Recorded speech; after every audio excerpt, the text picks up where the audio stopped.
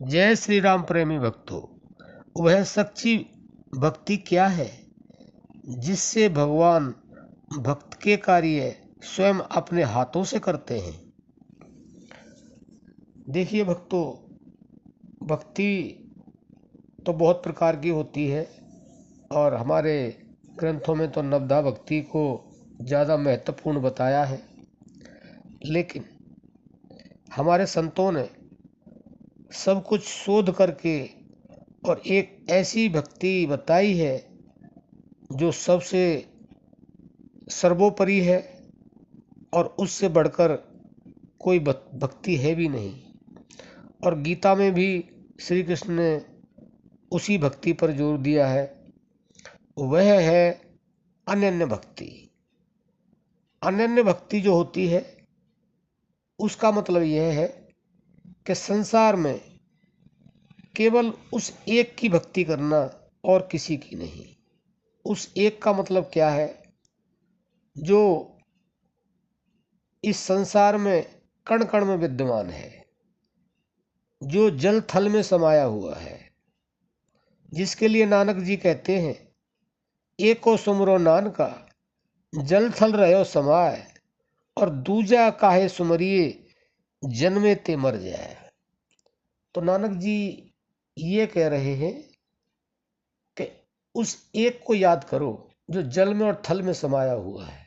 अगर उसके अलावा कोई भी इंसान किसी दूसरे को याद करता है तो ऐसा व्यक्ति, ऐसा मनुष्य जन्म लेने से पहले ही मर जाना चाहिए। धिक्कार है ऐसे मनुष्य के लिए। तो वह नानक जी भी अनन्य भक्ति के लिए इशारा कर रहे हैं। तो अनन्य भक्ति यानी कि सिर्फ एक की भक्ति जो सर्वशक्तिमान है, जो अजर अमर अविनाशी है, केवल उसकी अनन्य भक्ति करनी है और किसी की नहीं। जो व्यक्ति, जो मनुष्य अनन्य भक्ति करता है उसके भगवान इतने ऋणी हो जाते हैं कि उस भक्त के जितने भी कार्य हैं भगवान स्वयं अपने हाथों से करते हैं। उस भक्त का कोई भी कार्य वह स्वयं भक्त नहीं करता है, उसके पीछे पीछे भगवान रहते हैं। और उसका कोई भी कार्य हो, चाहे छोटा हो चाहे बड़ा हो, चाहे किसी भी तरह का उसका कार्य है, वह स्वयं भगवान करते हैं। अब आप अंदाजा लगा सकते हैं कि अनन्य भक्ति के अंदर कितनी पावर है। यानी कि भगवान अनन्य भक्ति करने वाले के गुलाम हो जाते हैं, गुलाम।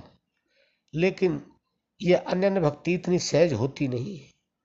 पहली बात तो यह है कि हमें संसार से यह मन हटने नहीं देता है, ये संसार में ही लगाए रहता है। और संसार में हटने के बाद में हमें पता नहीं किस किस चीज़ की भक्ति याद आती है, कौन कौन याद आता है, कितने देवी देवता हैं, कितने महाराज हैं, कितने हमारे महापुरुष हैं, कितने हमारे संत हैं।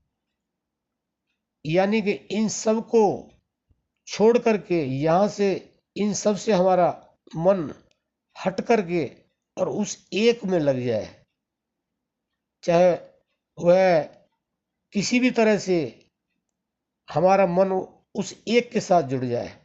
लेकिन इससे पहले हमें उस एक को जानना होगा। वह एक हमारी समझ में आ गया और हम निरंतरता, विश्वास, एकाग्रता, श्रद्धा के साथ अगर हम उससे जुड़ गए तो समझ लो हमारी अनन्य भक्ति हो गई। उसके अलावा और कोई भक्ति करने की आवश्यकता नहीं। उस भक्ति के लिए, उसको जानने के लिए हमारे तुलसीदास जी ने लिख दिया है, घट में है सूझे नहीं, लानत ऐसी जिंद, तुलसी या संसार को हुयो मोतिया बिंद। सारे संसार के लिए कह दिया है कि इस पूरे संसार को मोतियाबंद हो गया है।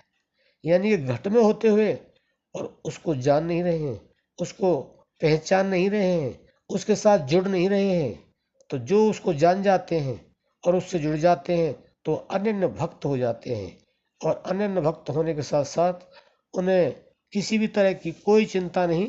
चिंता करेगा तो वह परम करेगा, वह शक्ति करेगी। भक्त को कोई चिंता करने की आवश्यकता नहीं, कुछ काम करने की आवश्यकता नहीं, कुछ सोचने की जरूरत नहीं, कुछ भी करने की जरूरत नहीं। सारे काम भगवान उसके करते हैं स्वयं। लेकिन कौन से इंसान के करते हैं? जिसकी जो सच्ची भक्ति है, वह अनन्य भक्ति है, उसके सारे कार्य भगवान करते हैं। आशा करते हैं आप भी अपनी अनन्य भक्ति के लिए प्रयास करेंगे और सच्ची सच्ची भक्ति पाकर आप भी भगवान को अपने साथ रखेंगे। अब हम अपनी वाणी को विश्राम देते हैं। जय श्री राम।